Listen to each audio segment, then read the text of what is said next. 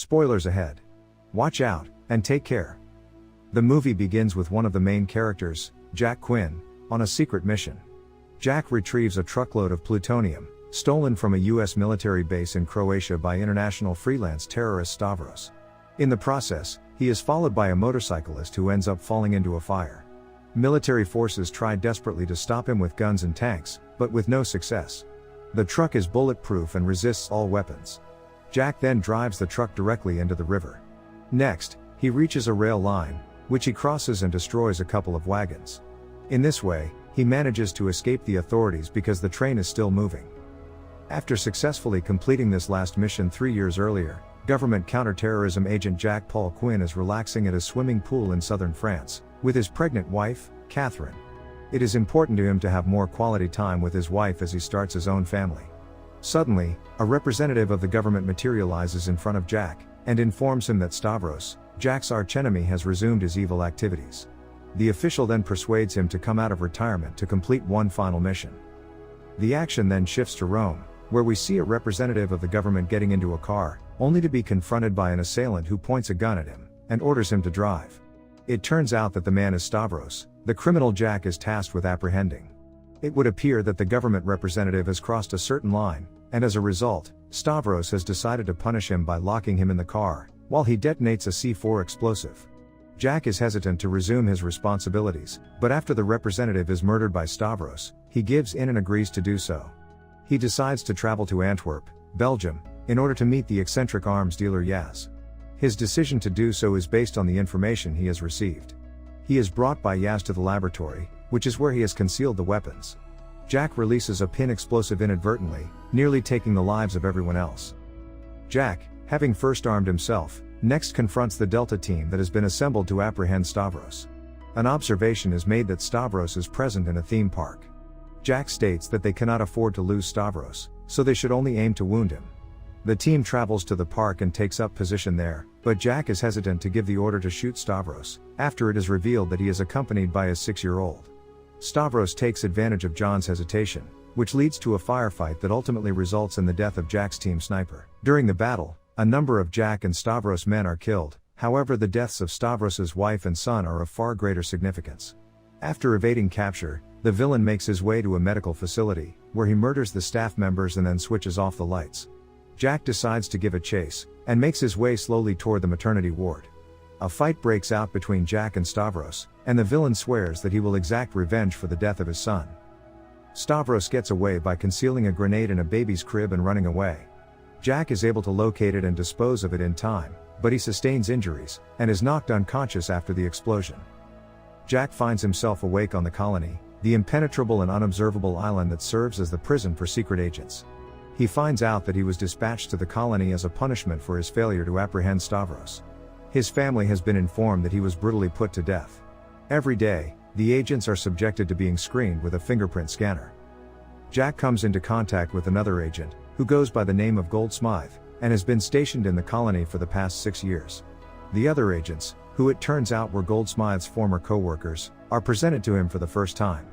In turn, there are only those agents who have been deemed too valuable to be killed, but too dangerous to be released.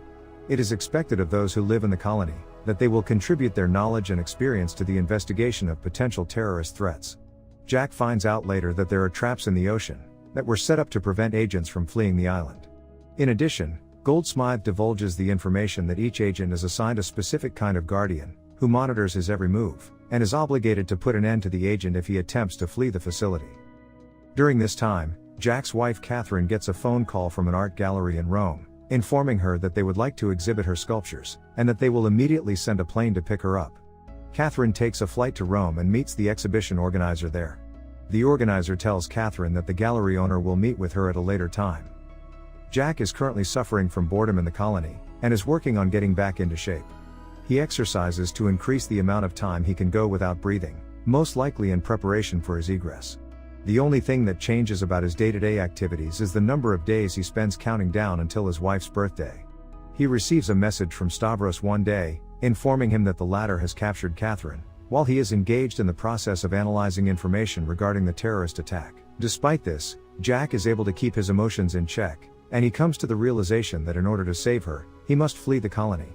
At that moment, Stavros is already in Rome and is having a conversation with Catherine about the paintings, however the lady is completely oblivious to the situation. Jack ramps up his workout routine, more focused than ever on making his way out of this prison. His efforts to train himself to hold his breath for longer are going quite well. He concocts a method to deceive the fingerprint scanner and uses it. The moment of reckoning has arrived, and Jack is prepared to depart from the island. He descends down a cliff into the water, and attaches himself to a piece of cargo that is going to be retrieved from the island using a helicopter. He manages to get away from the agents who are trying to stop him, and when the lasers go off, the agent that was in the water is rendered harmless. Jack manages to get on the plane by clinging to the cargo and pulling himself up. After getting into a fight with 2 other passengers and kicking them off the aircraft, he then pulls a gun and threatens the pilots. He makes a second trip to Yaz in an attempt to buy weapons from him, but Yaz tells him that he has finished making them. After Jack shoots the lock, the 2 of them begin fighting each other. When Yaz discovers that Jack has no money, the protagonist makes a promise to him. He will give him access to CIA bank accounts in exchange for the new and improved weapons that Yaz has given him. The 2 of them get on a plane, and fly to Jack's residence after Yaz gives him his word that he will assist him. As Jack draws near the house, he observes the presence of the babysitter inside. He approaches the baby's crib, but instead of finding his son there, he finds a bomb. He is able to turn around and narrowly escape death, but shortly afterward, he is ambushed by Stavros's men. After a difficult time dealing with the other men, he gets a message from Stavros, informing him that he needs to travel to Rome to care for his child. As he moves closer to a car, a goon prepares to kill him, but Yaz intervenes in time to save his life. Yaz informs him that the current situation is becoming too risky, and that he must disclose the bank accounts to him immediately.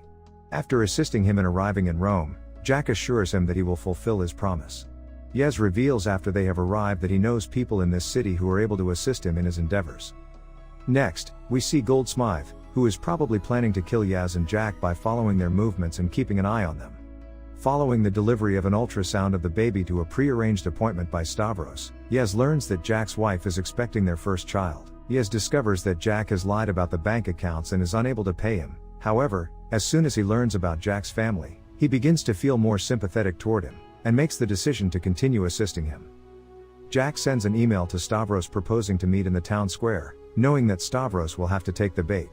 At the meeting point, Jack spots Catherine in a car, and starts running toward her, shouting her name and failing the mission.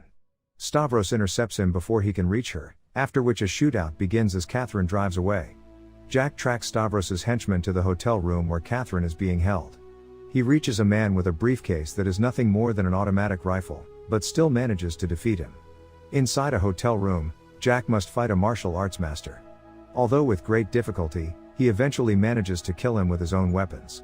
He later finds the key to his whereabouts, a label on a medicine bottle. Meanwhile, Catherine is transported to the hospital, where she gives birth. Jack goes to a church where he meets Yaz and a group of priests. Using the prescription bottle and with the help of the hack priests, Jack manages to find the hospital where Catherine is. Jack and Yaz make their way to the hospital while Catherine has already given birth to a child. On the way, the duo must fight Stavros' men, who make it all difficult for them. One by one, they knock out all of Stavros' men, working as a team. Jack finally finds his wife, still alive, but discovers that Stavros has taken his son. He immediately finds the nurse with a gun in her hand, but Catherine says she is on their side. Yaz arrives and says he will stay to defend Catherine. With the nurse's help, Jack finds Stavros and the child in a Roman amphitheater equipped with explosives. The villain promises Jack that he will let him go if he gets out of this arena alive. If not, he will raise Jack's child as his own. Stavros leaves Jack in the middle of a minefield with his son, and then releases the tiger. Suddenly, Yaz arrives on a motorcycle and manages to grab the child, leaving Jack to flee from the tiger and chase Stavros. Yaz hides the baby and returns to help Jack, killing one of Stavros' men. The tiger chases Jack, but suddenly falls to the ground and begins attacking Stavros' henchmen. Jack runs into the arena, where Stavros trips him. The two begin fighting on a minefield. Goldsmith also arrives, and hears the child's cry. Jack steps on a mine and has to fight without a leg, but then Yaz moves the counters, and Stavros steps on a mine, getting stuck. The tiger returns to the arena, and Jack, along with Yaz, runs away. Stavros has no way out, and he removes his foot from the mine, causing an explosion. Yaz and Jack search for the baby, and find Goldsmith has him in his hand, and gives him to Jack. Apparently, all this time, he was on the side of the good guys. A chain reaction destroys the amphitheater, and Yez manages to protect his friends from the ensuing explosion, taking cover behind a vending machine. Goldsmith wants a souvenir as proof that he successfully tracked him, and asks Jack for his hair and his shirt. Yez tosses a coin, which is a smoke bomb, and Jack drives away quickly. The end. Thank you for watching. Subscribe if you'd like to see more videos like this. Turn on the notifications, and leave a like to help the channel out.